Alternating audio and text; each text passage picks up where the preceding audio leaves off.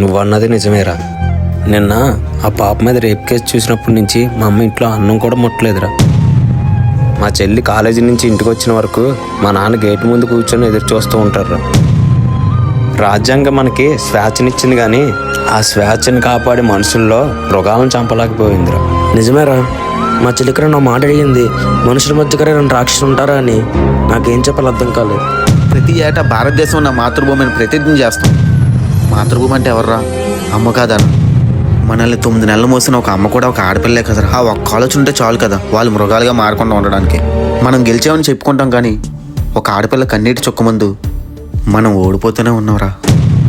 అరే, ప్రతి రిపబ్లిక్ డేకి జెండాలు ఎగరేస్తున్నాం కానీ ఆడపిల్ల కళల్లో భయం పోగొట్టలేకపోతున్నాం రా. అరే, చట్టం కళ్ళు కప్పుకుందని తిట్టుకోవడం కాదురా, మనలాంటి వాళ్ళు మౌనంగా ఉండడమే పెద్ద తప్పురా. మరీ చిన్నపిల్లల మీద రేపు ఏంట్రా బాబు? అవి విన్నాక చాలా దారుణంగా ఉంది. దారుణం అనే పదం చాలా చిన్నదిరా వంశీ.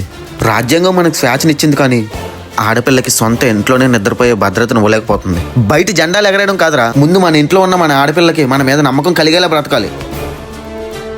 మృగం బయట ఎక్కడో లేదురా, మన మనుషుల మధ్య ఒక కామాంధుడి రూపంలో తిరుగుతూ ఉంటుంది.